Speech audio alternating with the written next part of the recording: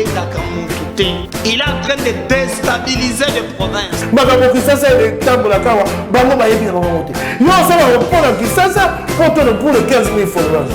Le président Félix Antoine Tshisekedi a repris le projet de valider cette stratégie nationale.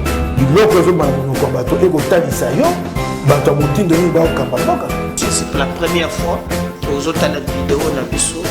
Abonnez-vous.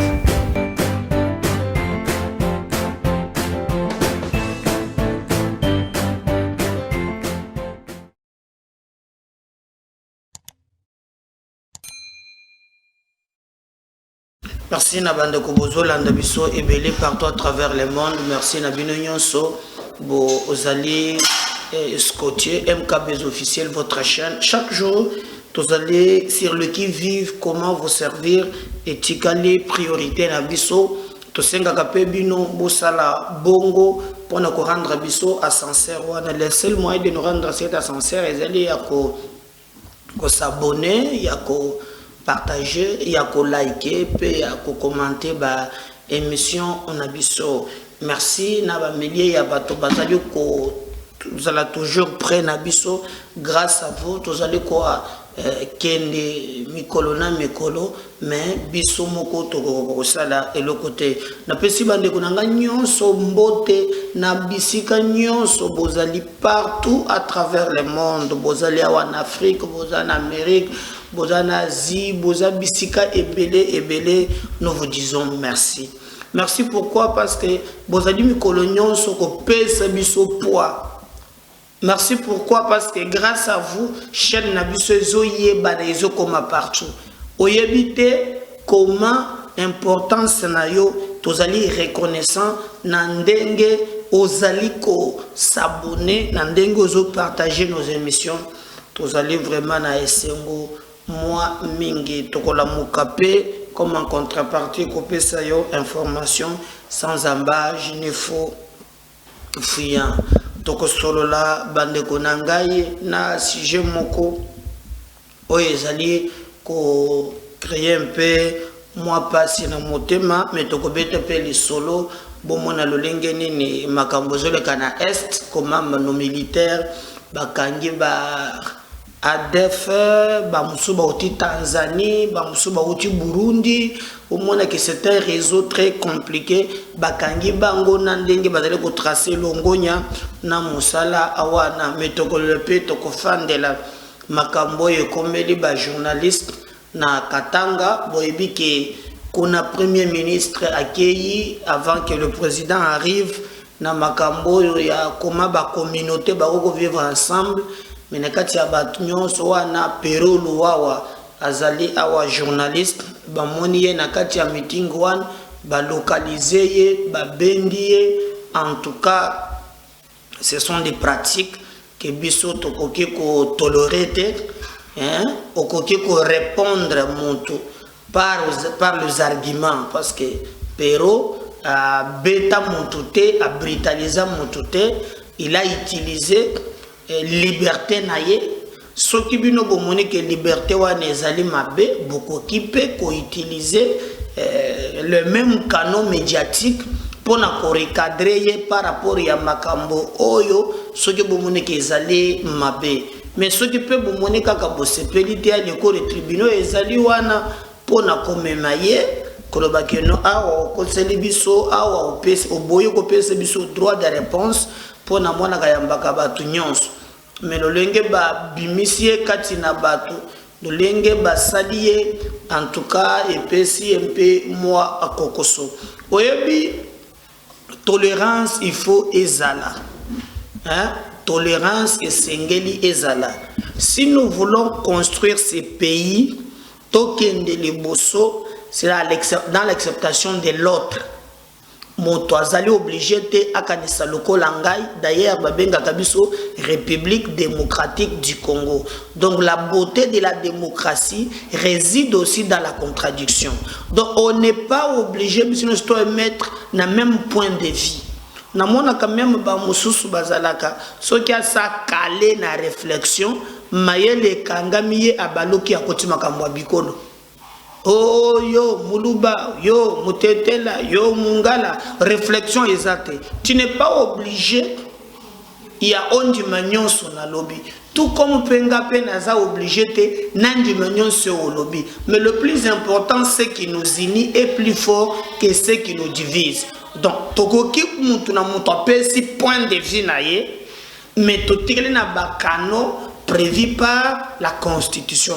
N'est pas aussi confondre liberté et libertinage. Moi, il y a beaucoup de points de vue que je ne partage pas avec Perrault. Makambo mususu alobaka ngana zaka nango contraté. Étant nazalaka contraté, bomona kanakenda kamukolo mususu nakomaki na chaîne na ye. Tosali na ye émission bisomi balé et je lui ai montré que naza totalement en désaccord na yo sur ton plateau. Pas ça qu'un plateau na ye. Donc il y a des choses oyo tokoki ko komate na bitumba ya makofi. Non. Toko ça la politique ya bongote. Toko ça la politique ya boanya. Donc moi je pense que sengeli tozala quand même na tolérance. Na kochela bino vidéo beaucoup mona ndenge nini basalaki ye beaucoup mona ndenge nini basali ye na vidéo wana Sama Lukonde akei kuna azosala meeting na ye. Je crois qu'à la muki maintenant pour uta mama na bango wana alobaki makambo ya kodivisa kabatu. Bon mona ki na salaki mission comment ba députés nationaux bakendaki comme le président de la République et le président promettre à lobby à kozonga kuna pour basala dialogue moko intercommunautaire donc comment vivre ensemble bazwa bakasayen bazwa bakatange bazwa bikolo nyonso zakona bayebisa bango lenge bako vivre ensemble.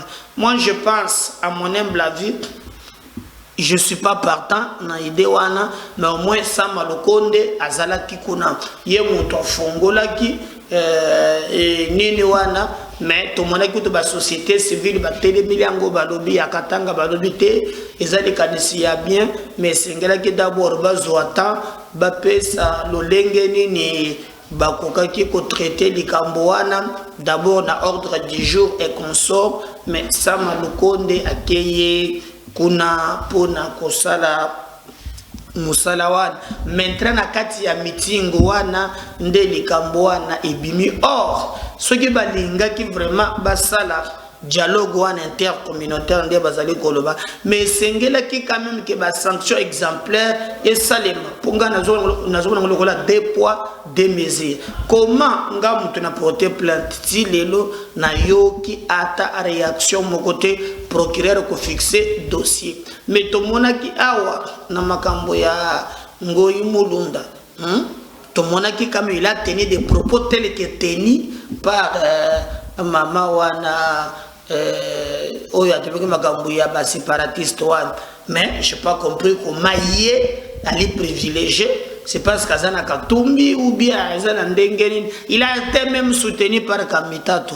Bomonaki, ancien directeur du cabinet, Yakatumbi Witumulombo, Makambo Lobi, ba député provincial Yakatanga, Tango Babimi par Félix, Makambo Balobi alo, Sama Lukonde Lobi, Akende Kosala Biloko wana, soit disant ça pour la réconciliation.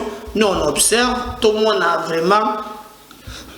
Eloko nini kopesa ya solo eloko nini ndenge bakobunda to bakosala ke likanisi ebi makuna nous ne serons là que pona ko observer. C'est là dans ces contextes là à tenir meeting na kati ya meeting wana bandeko na ngai nde bazui Perrault Lurawa na kati ya batu wana vraiment et puis motoka monier yewoyo hein?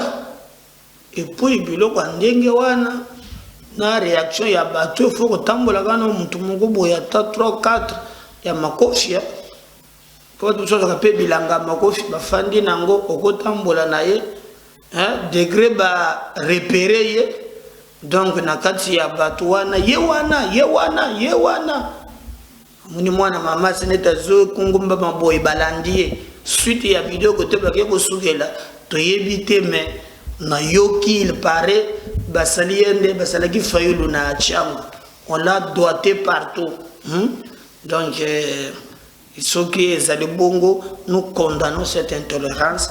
Ngaï, lobby, n'a qu'occupé. Je ne partage pas mon point de vue. Et belé, na bande comme sous. Et que le bâté que mon père n'a que le canaba militant na bango, bâté monsieur bat doit tenga partout. Donc, ils allaient vraiment les cambos y a bien été. Donc, nous condamnons cet acte. Toujours c'est la démocratie et la tolérance. Démocratie, c'est la vivre ensemble. Tout le monde a ce qui est vrai. Les médias, tout ça, les journalistes pro, les yébani, pro olive, bazali, bazalaka partout. Mama ni mama. Tout ça, les journalistes pro Katumbi, bazali. Pro pouvoir pe bazali me bazakani loko mingi te. Ya pouvoir oyo. La plupart on a ba moto na ba nini 2 ou 3 quand même. Baza quand même moi posé. Et ba baza posé baza quand même par rapport à moi maïle na bangondam. Tu peux prendre Christian Bosembe moi quand même tout ça je sais pas et le reste. Donc, mais les journalistes, il y a 4 mots, pro Katumbi, na ba oliviste. Donc, il y a maman Olive, quand même, moi, stabilité, moi, makambo ezali. Donc, on dit quand même que non, bazali na bango bien. Mais, il y a ngambo musus, ndi tengu, eza moi mingi. Mais, c'est de leur droit, alors que nous savons qu'un journaliste collecte, traite et diffuse l'information. Moi je reconnais aussi Gatango Total sur le grand genre, les genres journalistiques. Donc dans ces grands genres, un journaliste peut aussi, dans un sens donné, lever l'option et dégager son point de vue. C'est reconnu sur le plan professionnel, mais un journaliste à côté qu'elle a toujours nakatikati. Non, quand on dit au milieu, on sous-attend que non, à côté de la montée, à côté de sa vérité. Est-ce que c'est le cas avec ce que les médias ici au Congo? Je ne pense pas, surtout que ces médias, la plupart des médias pauvres, ils se débrouillent dans Dengue, na bango, pas de financement, ils vivent dans Ndenge, vivre dans Dengue, ba pas 3 millions, ba foutaka personnel, ba salaka tout.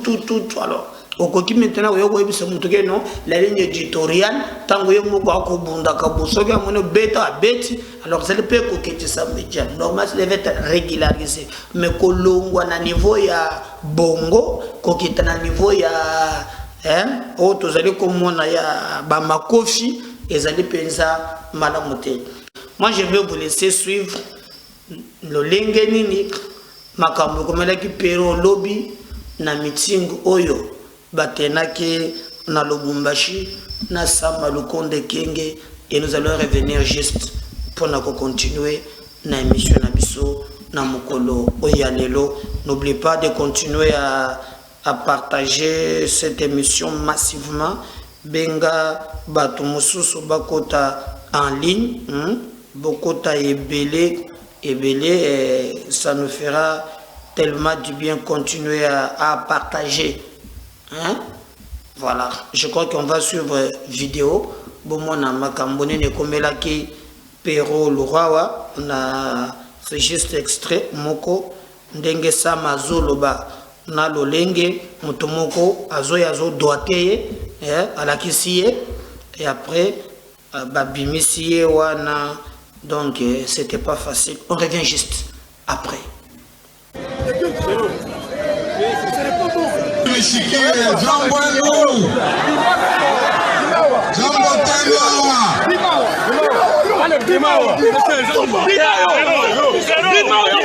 D'accord, chef. Oui. Bonjour, chef. Bendre Mogoboy. Nyama. La ville a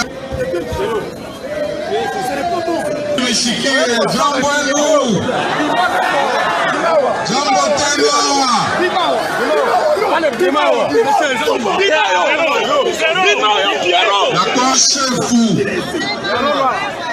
Oui, oui. Mungunjo chef fou. Bendre Mogoboy. Nyama. Voilà, je crois que Binomoko Bolandie, pour comprendre à quel niveau problème les aliko se situé, mais toujours c'est vraiment tolérance kati na abiso. Bande konanga to kobete pe di solo. Lobi je crois na ebisa ke bino que mboka na biso ezali ko souffrir na problème. Félix Tshisekedi bazalaki na Kenya na ba président o Yoweri Museveni Kagame yaki atindaki moto na ye Uhuru Kenyatta bato belé ba président bazalaki wana na ba recommandation na bango ba chef d'état wana basali na président de la République ya mboka na biso o Tshisekedi azonga engagé dialogue na ba groupe armé nyonso y compris les M23. Mais moi je comprends pas biloko ngo ndenge zalaka na ba chef d'état ba mboka wana.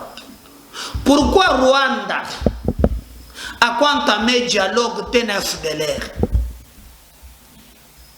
Hein? Chef d'état. Pourquoi Rwanda a entamé dialogue na FDLR? Pourquoi toujours kaka Congo n'est obligé? Il y a ceux qui basali ba aventure. L'État a une obligation à négocier na bango. Quel est le mauvais côté à Babylone à la négociation à Nabande Konangaï? Et ça, armée et tondana ba généraux ya mayuya. Montogozo machette na tongo à 47 na ye. Toi, négociation le bio général Yakutum. Toi, général Yakuita. Est-ce que vous imaginez qu'armée Mobimba est infiltré parce que ba groupe armé wana la plupart est ba groupe armé ya ba étranger. Mais quand maintenant le chef d'état va jouer le non, Tshisekedi a fondé la dialogue na batouan. Quelle est leur revendication? Bazo ba en armée. Et conséquence c'est ça que à chaque fois d'infection c'est le armée. D'infection islamique. Armée si bamba c'est du n'importe quoi. Nanu na mona mboka hein bazolo kayango lokola ya bisote nana mona te hein ba de wona ngaki au lieu que le chef d'état tozo mona Uganda ba def bazo bunzi pourquoi y a Uganda a négocié kana ba groupe armé n'est pas la bangote hein pourquoi kakabiso? Pourquoi Kakabiso ne faut te négocier na ba groupe armé? Pourquoi Kakabiso? Nanga mongozole kelanga. Tolinga kitomona bango pe ba négocier na ba groupe armé na bango. Mais ce n'est pas le cas. Les groupes armés faut pas négocier. Kaka Congo mute sengela négocier na ba groupe armé. Jamais bango bako négocier na ba groupe armé, ba FDLR, ba senga kapé dialogue na Rwanda. Pourquoi ces chefs d'état là ba kenda ko bi s'appelle Rwanda que non fongola couloir na FDLR? C'est regrettable. Ya komona mboka nanga etika na mboka oyo bato bako sakana nango ndenge lingi. Moi je vais demander à Tshisekedi que dialogue elingi kolobake bato bakoya na bakaye de charge na bango. Oui. Non bisopo totika bitumba tolingi pe to intégrer armée loyaliste pona yango bopesa pe ba poste.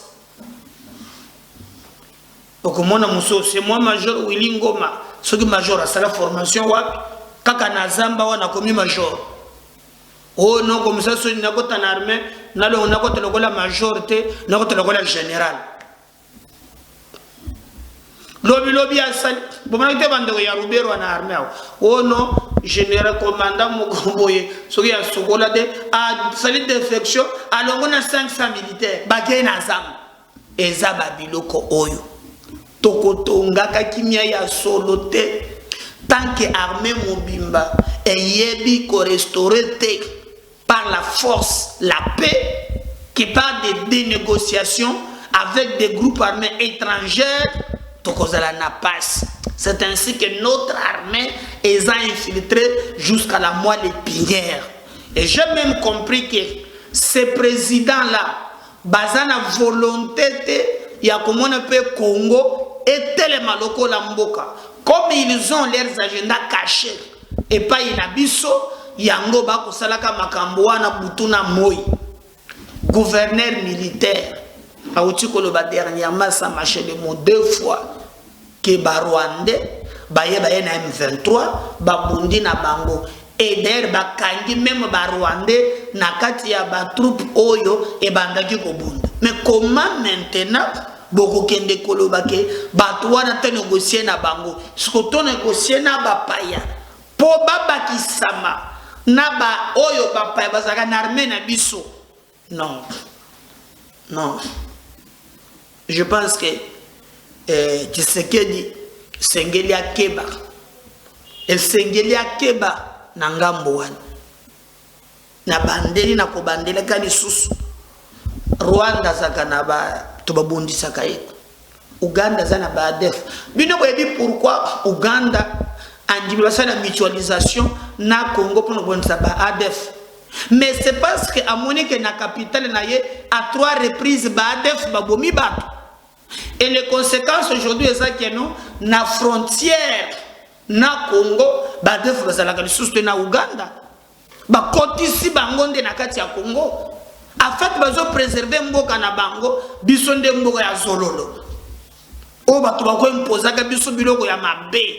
Ngai mon point de vue personnel, nazali ko s'opposer na corps one. Biso dogo continuer kaka te ko négocier kana ba groupe armé.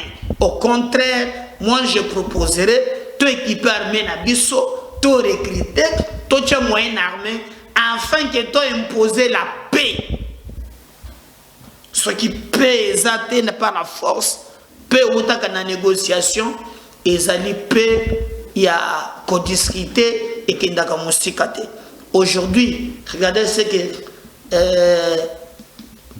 il réussit à Zosad. Namakasi na ye moko, namakasi na ye moko, akoto na montute, olingo lingata akokote, hein? Bogina Marie-Paul, nyon so botolia. Onga France, onga Grande azana ye kunate. Biso kaka négociation. Biso kaka négociation. Pena ba groupe armé ba paya. Je m'oppose na proposition na ko dialoguer na ba groupe armé. Et ana solution à ta mon côté. Kabila sala ki anga sokola amani soki ba opération soki umuleo ta la biloko ebele résultats zani. Amani 1, Amani 2, Sokola 1, Sokola 2. Tokota douche, to Sokola rien. Rien. Donc on ne change pas l'équipe qui gagne. Même des méthodes qui ont montré dans le passé leurs limites, on ne peut pas les utiliser aujourd'hui. Le chef d'État a un agenda na bango moko contre les Congo de nous voir un pays à genoux. Tous les laka. Pour je sais comment la négociation est au salem.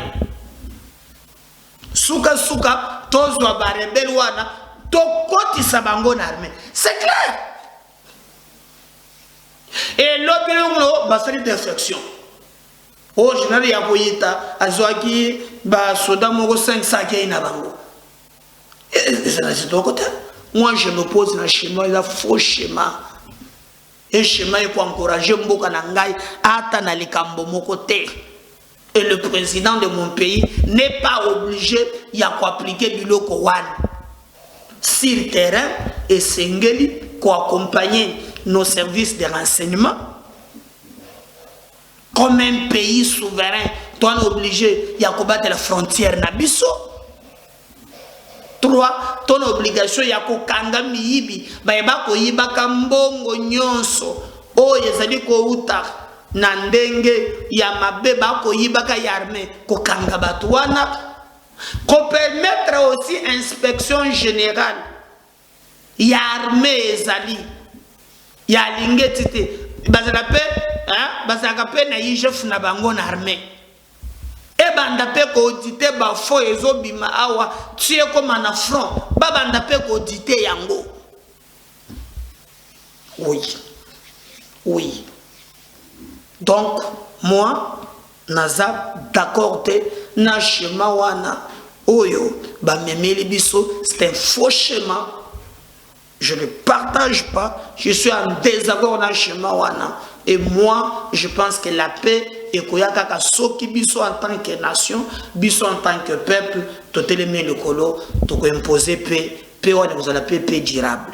Et ça paix ya koloba ki boyina boyino, et ça paix durable. Et nous devons travailler pour te comme un schéma wana, schéma mususu. Et d'ailleurs je vais vous surprendre, vous allez voir image moko na kuchela bino.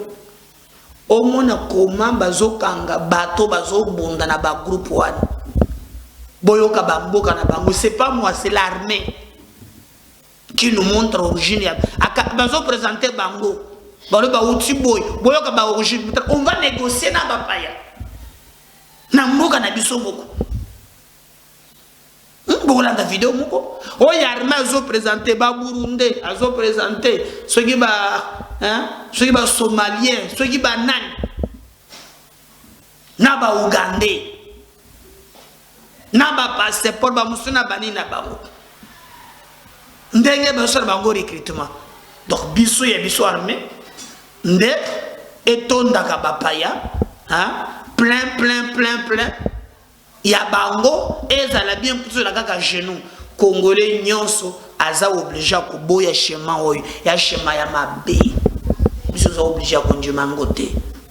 Tango na komona Rwanda na FDLR ba négocier, tango na komona Uganda abo de négocier na ba ADF ni biso pete ko négocier weza schéma ya bondoki, schéma ya mabe.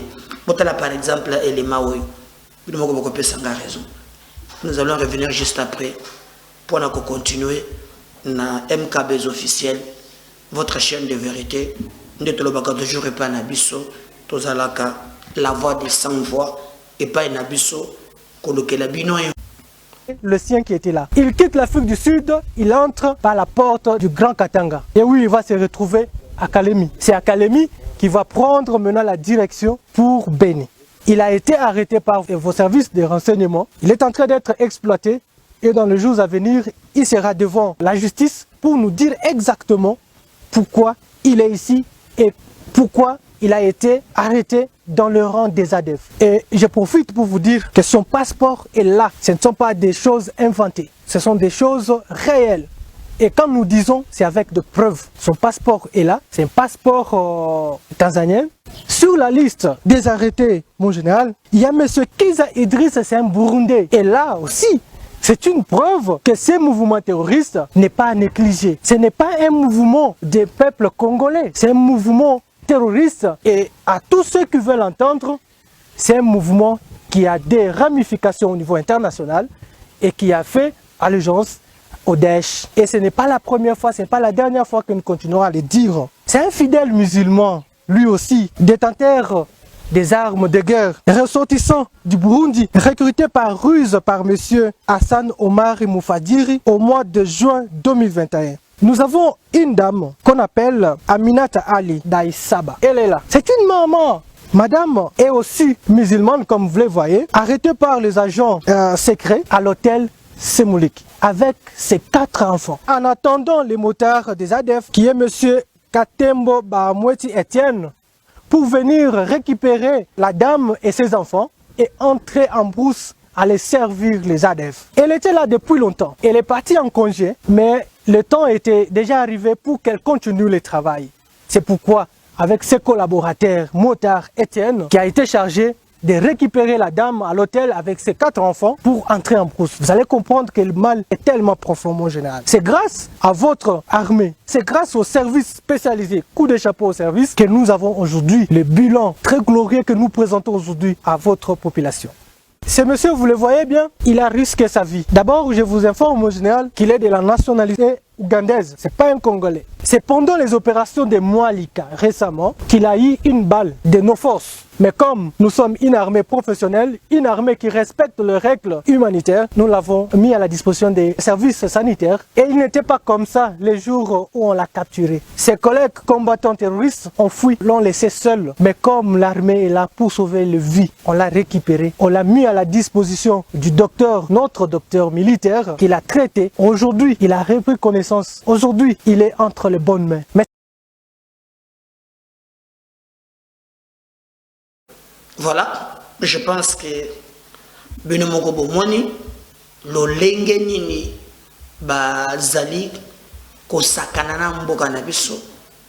Bino moko bomoni lo lenge nini ba payawana bazali.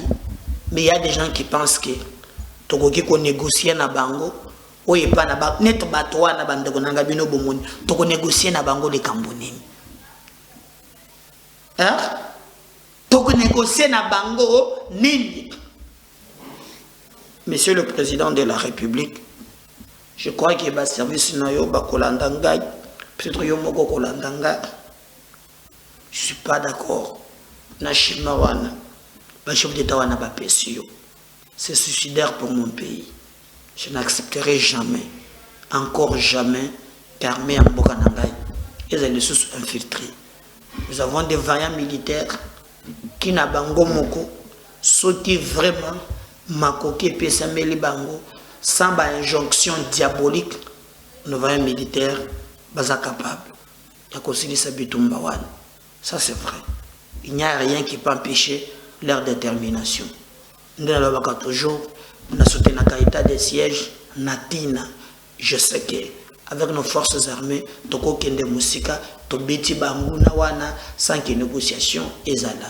Tia moyen, tia volonté, longola ba traître, changer de nia commandement, tika ba soda na biso ba bunda bitumba wana et longona nkolo ba kolonga, rien n'est impossible parce que moi je crois que baza capable ya makambo ebele. Le reste schéma proposé, c'est un schéma suicidaire où il faut retarder mboka na ngai na mbola mususu sali koya parce que dans le passé et c'est à ça qui ba limite na yango.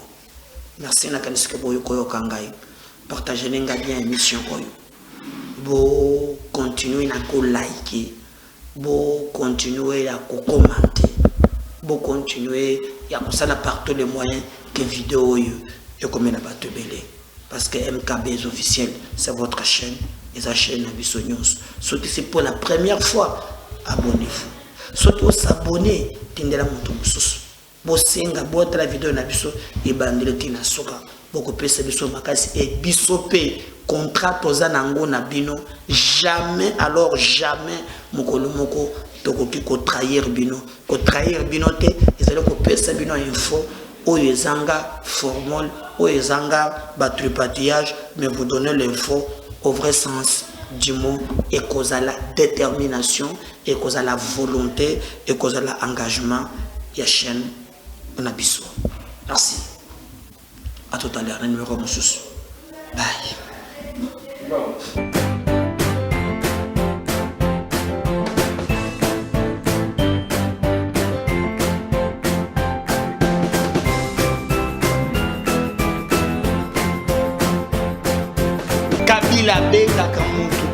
Il est en train de déstabiliser les provinces.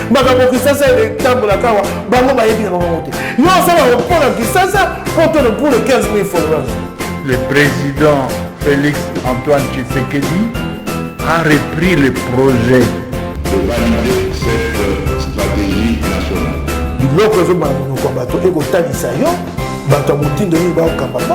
C'est pour la première fois que vous avez la vidéo.